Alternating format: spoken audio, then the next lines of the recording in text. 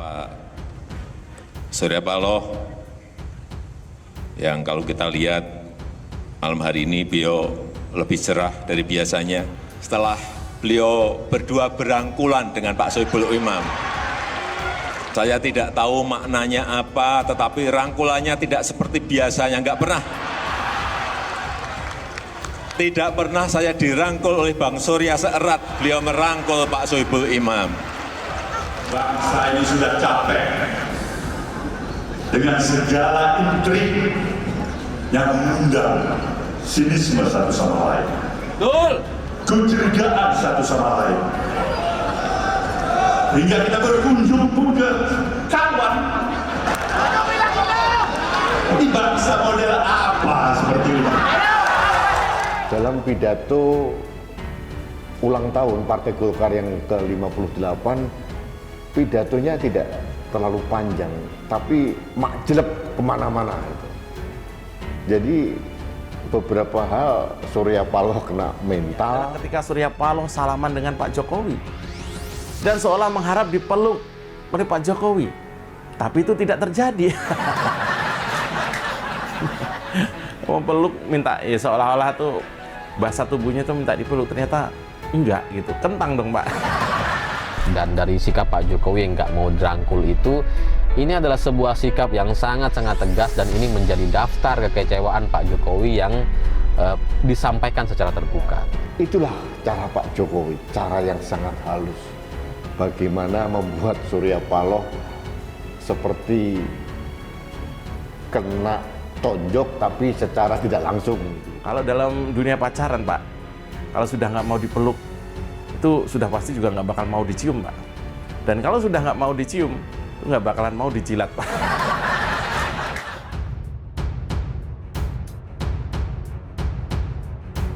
Filsafat Jawa kuno yang dipakai Jokowi untuk hancurkan Surya Paloh. Ketika Jokowi dijahatin dari belakang, dia menjadi orang yang justru menunjukkan secara jantan ketidaksukaannya di depan. Saya melihat ini adalah sebuah etika berpolitik yang sangat gamblang dipertontonkan oleh Presiden Joko Widodo. Kita tahu bahwa Partai Nasdem adalah partai yang selama ini dianggap menjadi koalisi dari Presiden Joko Widodo. Bayangkan saja 3 kursi menteri strategis diberikan kepada Partai Nasdem. Presiden Joko Widodo tahu etika politik yang benar. Ketika didukung, ya pasti harus diberikan semacam kepercayaan dan juga kontrak politik. Tidak ada orang yang bisa hidup di dunia sendiri dan perlu ada kontrak-kontrak politik tertentu yang memang harus dilakukan bahkan oleh orang yang berintegritas, sekalipun seperti Presiden Joko Widodo. Sudah diberikan kursi Menteri, Nasdem merasa besar dan merasa bisa menjadi partai yang mempengaruhi kontestasi politik di Indonesia. Inilah yang menjadi awal dan sumber dari kejatuhan partai yang diketuai oleh Surya ketika Presiden Joko Widodo yang sangat kejawen harus kita akui sebagai etika politik yang santun dan tenang, namun dalam pedoman luhur dan prinsip hidup orang Jawa, dan sebagai pemimpin negara yang arif, dia tidak membedakan agama satu dengan yang lainnya. Menurut Kakawin, negara Kertagama memajukan agama yang satu untuk membesarkan agama yang lain adalah sebuah hal yang membuat kepemimpinan tidak menjadi baik. Untuk menjadi seseorang pemimpin negara, teladanilah Raja Hayam Wuruk. Ia melindungi semua agama, bahkan bukan hanya agamanya yakni Buddha, melainkan melindungi agama Hindu aliran Siwa. Dengan demikian tentram lama Majapahit. Karena tidak ada pertikaian antar umat beragama dan tidak ada pemberontakan karena seluruh umat merasa terlindungi di bawah naungan sang raja. Dan inilah yang diteladani oleh Presiden Joko Widodo. Namun yang dipertontonkan kemarin-kemarin ini di acara Golkar, yakni Presiden Joko Widodo menunjukkan salah satu filosofi Kakawin negara Kertagama yang membicarakan soal kewibawaan. Pemimpin negara yang tidak berwibawa mustahil akan dihargai oleh bawahan dan rakyatnya, dan akibatnya timbul persoalan internal atau eksternal yang menerpa negara itu. Sekalipun menjadi pemimpin negara, Presiden Joko Widodo tidak merupakan para leluhurnya yang telah melahirkannya di dunia dan mengantarkannya menjadi pemimpin. Dan dalam hal ini Presiden Joko Widodo meneladani raja besar dari Majapahit yang adalah Hayam Wuruk. Dia juga tahu sebuah idiom yakni tua tuas yang merupakan idiom yang menceritakan soal banyak orang yang menjadi tua semakin tidak berguna. Agar tidak menjadi tua-tua, Presiden Joko Widodo berbekal ilmu pengetahuan dan pengalaman yang bermanfaat agar menjadi penasihat bijak bagi penerusnya.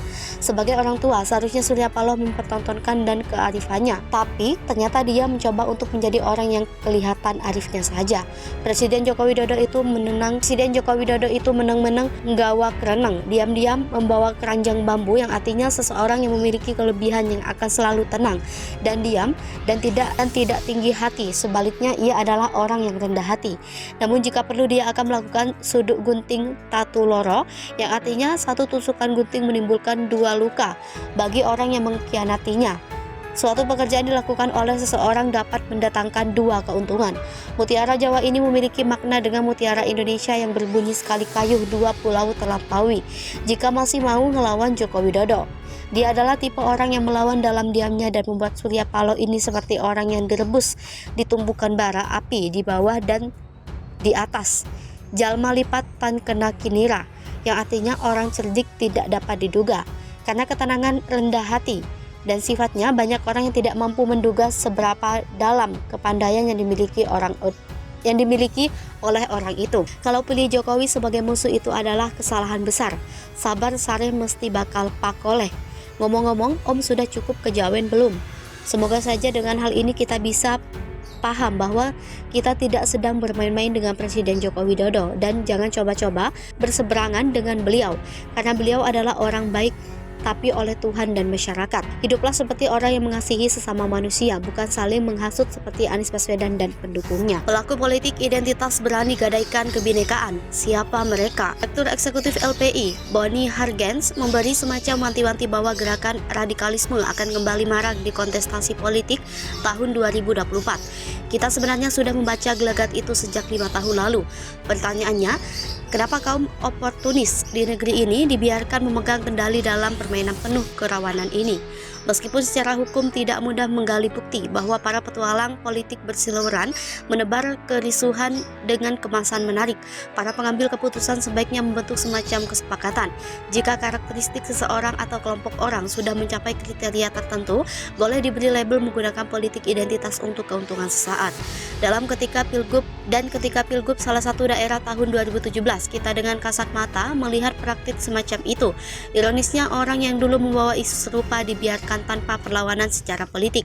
Sepertinya para politisi senior sudah terhipnotis dan hanya terpaku untuk menyaksikan apa yang akan dilakukan kelompok radikal, karena ketika pemegang simbolnya sedang memberi aba-aba memulai aksi mereka, jadilah kekisruhan politik itu terulang. Adab orang timurkah yang membuat kita gampang dengan gelagat tak baik ini? Lazimkah seseorang yang memegang kontestasi lalu menggelorakan euforinya seolah-olah mereka baru saja bebas dari penjajahan? Penjajahan yang mana yang dia maksud? Disebutnya peribahasa, titik yang bertelur, ayam yang menggerami, untuk memberi isyarat bahwa mereka harus menikmati hasil kerja mereka sendiri. Sang pemegang simbol ini sepertinya sudah mulai mencengkram lebih dalam menebar ancaman kepada pemegang otoritas bahwa dia akan menggunakan isu yang terbukti manjur dikapitalisasi secara politik hanya atas nama aspek praduga tak bersalah. Pemerintah dan lembaga hukum tak berkuasa mengeliminir politik identitas ini dari kaidah politik santun yang berbasis kebinekaan atau membuat pemisah di antara keduanya sehingga mudah dibedakan oleh publik. Peringatan LPI setidaknya memberi semacam kode bahaya bahwa jangan sampai masyarakat mayoritas justru terintimidasi dan turut menjadi pelaku seperti mereka yang mengabaikan nilai-nilai yang menjadi karakter bangsa ini. Hal yang lebih mengkhawatirkan, masyarakat kita terkesan permisif dengan pelaku politik identitas karena merasa dirinya ada di lingkungan yang sama dan bahkan merasa terwakili. Faktanya mereka hanya muncul di periode waktu yang berpotensi menguntungkan secara politik, segera lenyap ketika momentumnya lewat. Adapun kaum oportunis yang bekerja sama dengan mereka mungkin disebabkan kepentingan masing-masing. Meskipun teknisnya sama mengambil keuntungan dari momentum politik. Oleh karenanya, publik harus disadarkan, ternyata bukan hanya kaum kolonial yang menjajah kita. Ada pihak yang mengklaim saudara sebangsa namun kelakuannya memecah soliditas bangsa demi keuntungan sesaat.